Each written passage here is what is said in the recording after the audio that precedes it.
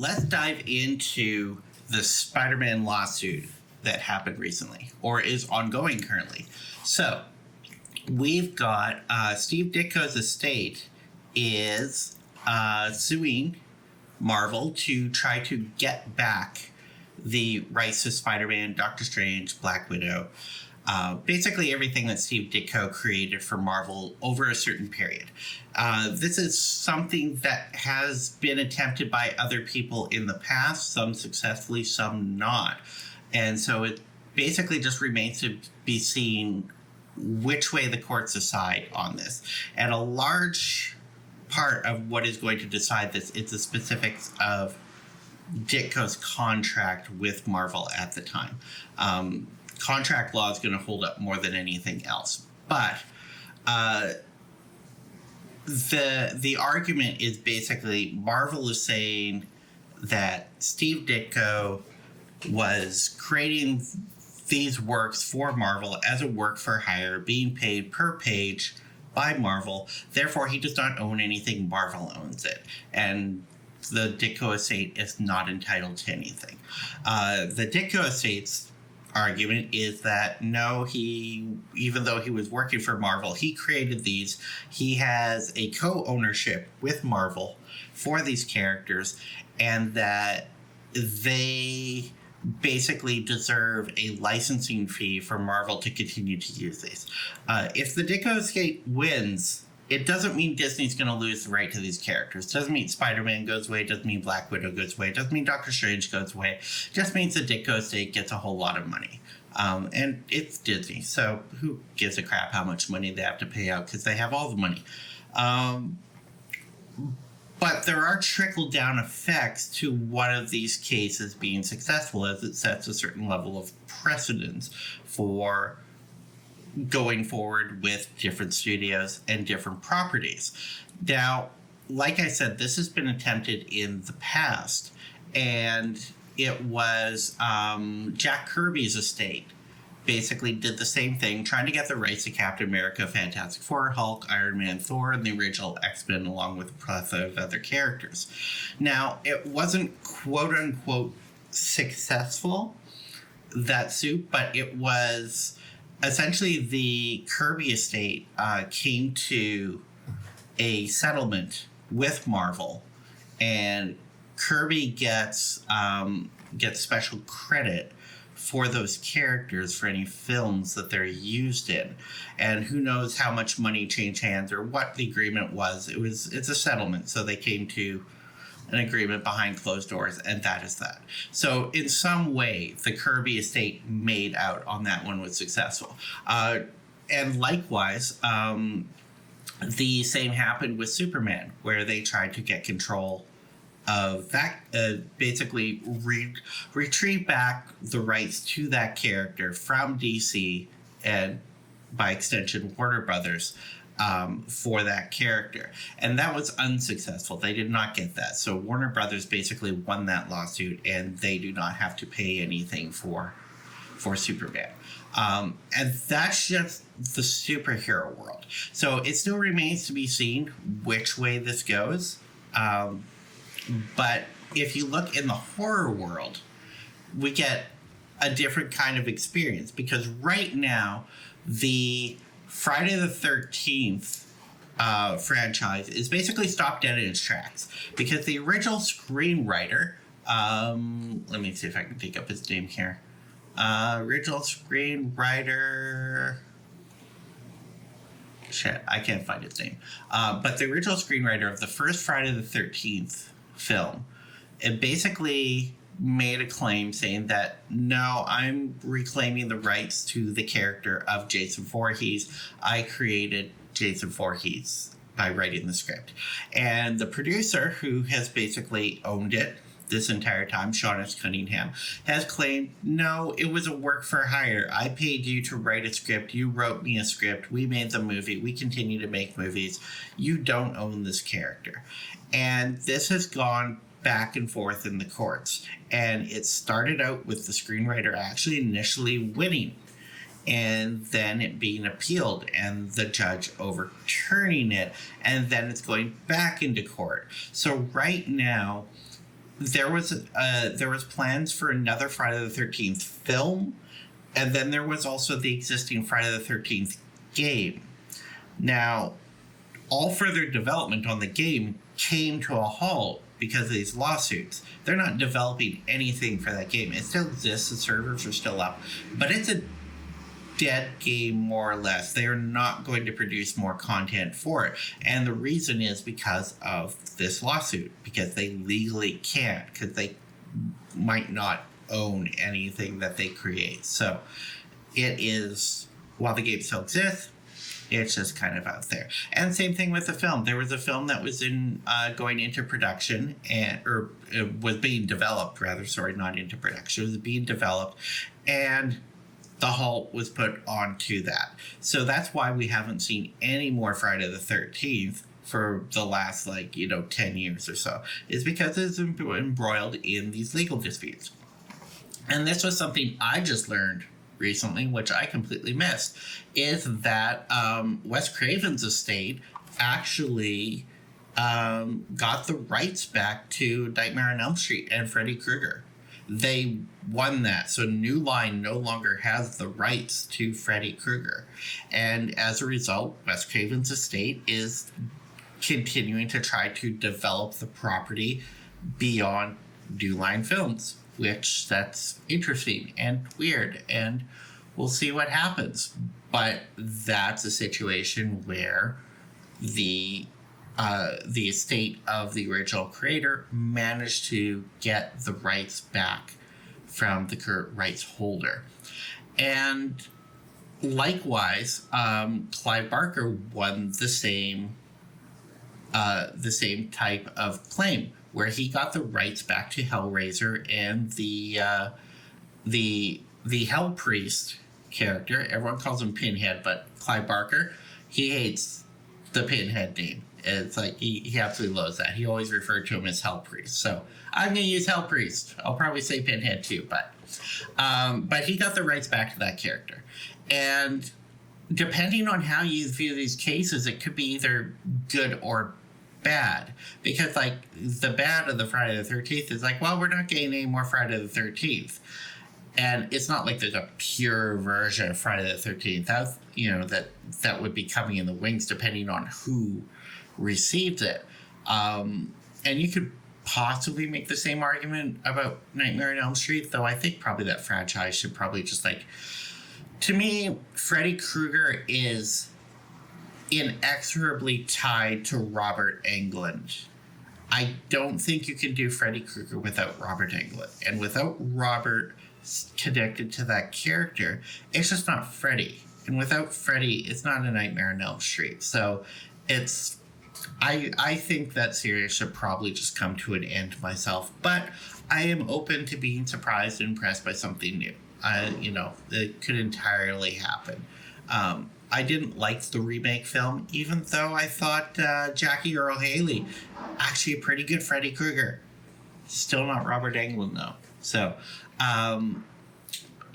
so you have good and bad, and the good in the terms of the Hellraiser franchise is that Clive Barker gave back the rights means that the Weinsteins no longer have the rights. Now, regardless of the fact that it's fucking Harvey Weinstein, rapist, who I hope he dies in prison, and probably will die in prison. But the way that Dimension Films, Harvey and Bob Weinstein, controlled the Hellraiser franchise is they had a perpetual use it or lose it license agreement with Hellraiser, which meant that they needed to make a Hellraiser movie every so often. Otherwise, the original rights would revert back and they would lose them. As long as they kept making movies, then they retained the rights. And so what this resulted is basically only the first 3 Hellraiser movies were created as Hellraiser movies. Hellraiser 4, 5, 6, 7, 8, 9, 10. Yes, there are 10 movies in this franchise. Bet you didn't know that. But everything past 3 started out as other films. They were other smaller horror films that came to Dimension Films. And they're like, hey, what if we turn this into a Hellraiser movie? And that's why in so many of those movies, some of them are interesting movies and have interesting stuff in it, but it always feels like the Cenobites and the Hell Priests and the Puzzle Box are just like ham-fisted, like forced into this film in a way that doesn't feel natural. It doesn't feel like it's about Hellraiser. It doesn't feel like it's about the Hell Priests. It just feels, it feels forced. And it shows in those films. And by the time they got to the 9th film, it was literally like, oh crap, we're going to lose the rights if we don't make a film right away. And as a result, there was a film that was literally written and shot inside of a week just so that they could retain the rights. And I watched it recently, and it is a horrible movie. It's one of the worst movies I've ever seen in my entire life. I don't recommend putting yourself through it. It was just boring. It has like 2 locations, 5 characters. It's mostly just a bickering family. It's just like, I absolutely hated it. So the good is Dimension Films no longer has the rights to Hellraiser, and Clive Barker does. And we're going to be getting a new movie of Hellraiser made by people who actually care about Hellraiser, and it's intended to be Hellraiser. So that's exciting. We might actually get the first good Hellraiser movie in 2 decades? Yeah, that's exciting. So, it's sometimes rights reverting back is good in this case. So it remains to be seen where the Marvel lawsuit is going to go and what happens with Steve Ditko and these characters. And Spider-Man is a big deal to, of course, the Marvel Universe. Now, the other thing I want to touch on is the fact that there's a little bit of irony here in that Disney has been, over the years, gradually manipulating and lobbying for changes to, and successfully lobbying for, changes to the Copyright Act to protect their properties. Basically to protect Mickey Mouse so that they can retain the rights forever, and that the character does not become public domain. Because of Steamboat Willie, Mickey Mouse would have become public domain ages ago. And Disney has been slowly changing the copyright laws to make sure that that doesn't happen. The irony being that because of Disney's meddling in copyright law, it meant that Spider-Man would have actually been a public domain character. I think it was 2 years ago. And now he is not set to become a public domain character until, where are we here? I think it's here we go. 2057 is now when Spider-Man is set to become public domain. But he would have been public domain in 2019 had Disney not meddled with the copyright law. Specifically, copyright laws in 1998 is when they did that heavy lobbying to protect Mickey Mouse. And this only affected properties from a very specific time period. So it's, from between 1923 and 1977. Anything created in that time period, which Spider-Man was, has been extended to a 95-year term. Whereas before that, it was much smaller. And a lot of the characters would have entered public domain before that. Now, my take, and here's where I go into the rant part of it, is Spider-Man should be public domain at this point. I don't think these characters should be corporate property ad infinitum into the future, to the point where they're just always like this IP that is controlled by a multinational corporation. There is a reason why stuff is supposed to go into the public domain.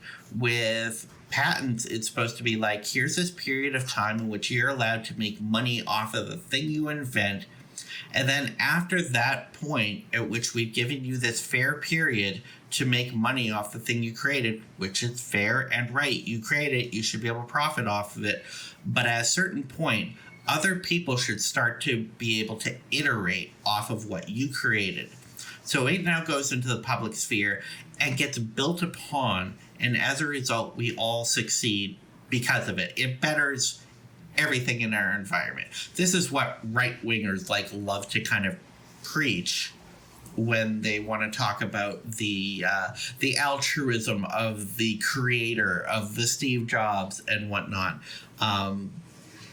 in tech. Even though they don't actually walk this walk, they love to talk that talk. And I mean, a lot of Steve Jobs creations completely outright stolen from Xerox. So there's that.